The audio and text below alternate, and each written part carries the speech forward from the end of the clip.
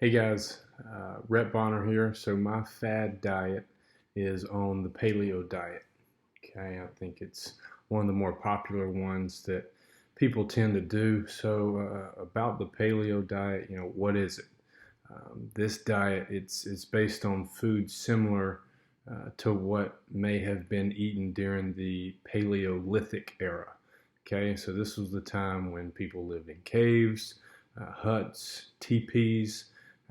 Humans were hunters and gatherers. Okay, no grocery stores, no food lines, Lowe's Foods to go down and get some food.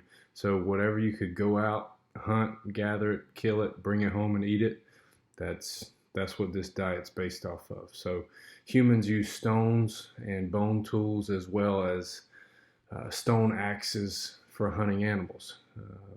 There were no 12 gauge shotguns back then to go kill a deer and come home and put it in the stove and eat it. So this diet consists of lean meats, fish, fruits, vegetables, nuts, and seeds. Basically, any food that could be collected from hunters and gatherers during the Paleolithic era, like I just said. So, what is excluded? Dairy, grains, legumes. Excuse me, would those would be excluded from this diet. So again, typically any foods that became common, any foods that became common when farming emerged and when farming started, those foods are excluded from this diet. Paleo also emphasizes drinking lots of water and being physically active every day. So the purpose of the paleo diet is to return to a way of eating that's, again, more like what early humans ate. So the human body is genetically mismatched to the modern diet today, and that emerged once farming practices came along a long time ago. So this is known as the discordance hypothesis. Okay, so farming changed everything back in the day when that started. Farming changed what people ate. It added dairy and grains and legumes into people's diets. So these mismatches are believed to be a contributing factor to a lot of diseases like diabetes, heart disease. So this hypothesis, the discordance hypothesis, believes. Okay, so the author and the research behind the paleo diet, um, Dr. Loren Cordain, he's the author of the book, The Paleo Diet. Okay, and he's the founder of the Paleo Diet, and he has researched and collaborated with fellow scientists worldwide for decades.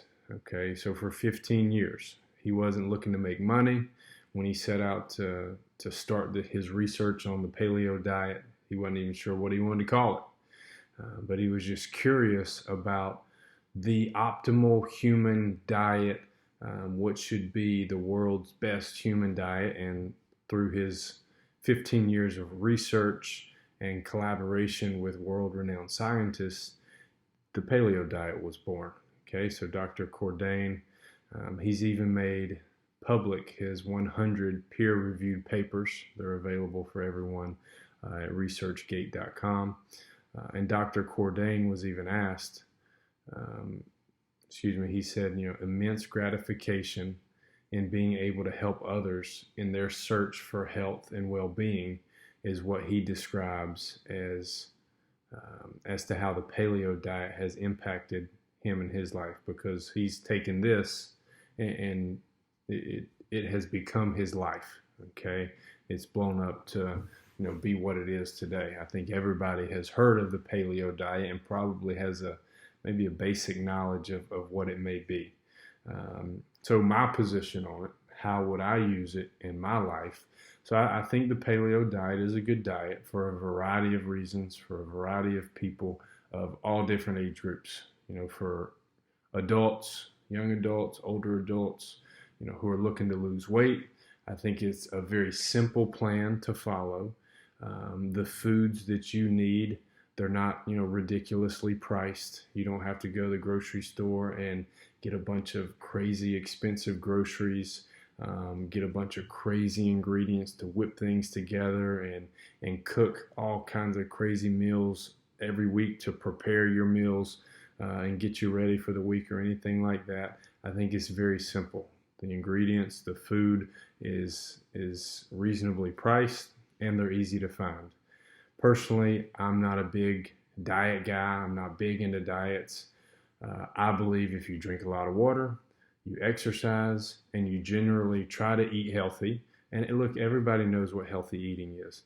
Eat your greens, stay away from sugars, stay away from processed foods, drink a lot of water, eat fruits, vegetables, and lean meats. Then you're probably going to look and feel better than a lot of people that eat processed foods and eat a lot of sugars, and don't eat fruits and vegetables, and stuff like that. But again, to me, it all comes down to self-discipline. Okay. Again, eat the foods that you want, and you'll generally feel and look better than most people. At my stage in my life, I'm 33. I'm married. I have 2 kids, a 3-year-old and a 3-month-old. It'd be a good diet for me to be on, but I probably won't do it. Again, I'm not gonna be on a diet. I'm gonna binge eat here and there, but generally I'm gonna try to exercise. I'm gonna try to drink a lot of water, and I'm gonna try to eat as healthy as best I can. Okay, if I were a college athlete, my wife played college basketball. I played college basketball. Personally, I don't think college athletes should be big into diets unless, maybe you're a football player trying to gain weight, or you're a particular athlete and you're trying to, cut weight, or a wrestler or something like that. But I think generally speaking, if you're a college athlete, I wouldn't recommend it.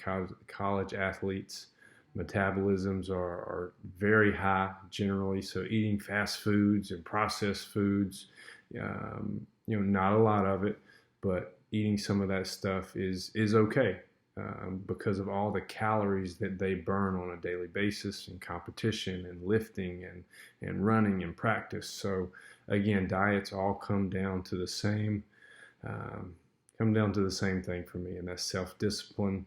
Get the right foods, avoid bad foods, take the time to cook the right meals, and drink plenty of water and exercise, and you'll be good to go. So some examples of menu items that the paleo diet would include: beef, lamb, pork, chicken, turkey, fish, salmon, trout, eggs. As far as vegetables, your greens, lettuce, tomatoes, peppers, carrots, onions, broccoli, spinach, and vegetable mixes, vegetable medleys. Fruits, we're talking apples, bananas, pears, oranges, avocados, berries, strawberries, blueberries. Then you get into your nuts: almonds, walnuts, macadamia nuts, hazelnuts. And then you start getting into condiments and butters and stuff like that: almond butter, coconut oil, olives, sweet potatoes, sea salt, pepper, garlic, parsley, baby carrots, hard-boiled eggs, again, nuts, apple slices, bowls of berries, homemade beef jerky, stuff like that. Again, it's not whipping together a bunch of ingredients. It's very simple stuff, that, back to what we said, hunters and gatherers. So how to incorporate this into your life is pretty simple.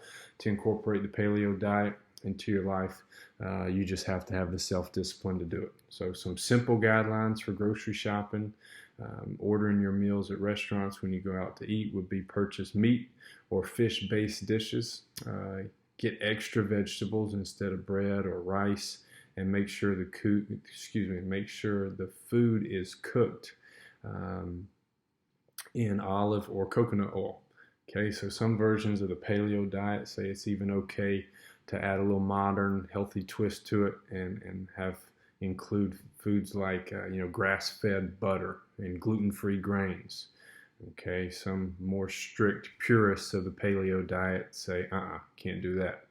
So what are some bad things that are said about the paleo diet? Some researchers, have made the argument that the underlying hypothesis, if you will, of the paleo diet, it may oversimplify the story of how humans adapted to changes in diet as time went on. So arguments for a more complex understanding of the evolution of human nutrition needs, things like variations in a human's diet based upon the geography. Do they live near the equator? Are they in colder temperatures? Do they live, near Antarctica? And food availability. So not only the transition to farming, but the climate and food availability and geography also would have shaped the evolution of different nutritional needs throughout different eras of time. And archaeological research has also demonstrated that early human diets may have included wild grains, okay, well before farming was ever introduced. Okay, so that would be a game changer if for paleo diet purists. Okay, and then genetic research has even shown that notable changes continued after the paleo era, okay, including diet-related changes, such as an increase in the number of genes related to the breakdown of certain starches, okay, and finally, what to avoid: grains such as wheat, oats, barley, legumes, such as beans, peanuts, peas, dairy products, refined sugar, processed foods, certain salts, potatoes, and highly processed foods in general. Okay, so I think it's a good diet to be on, depending on your area and your stage of life. I've enjoyed researching this project, and that's my fad diet. Thanks.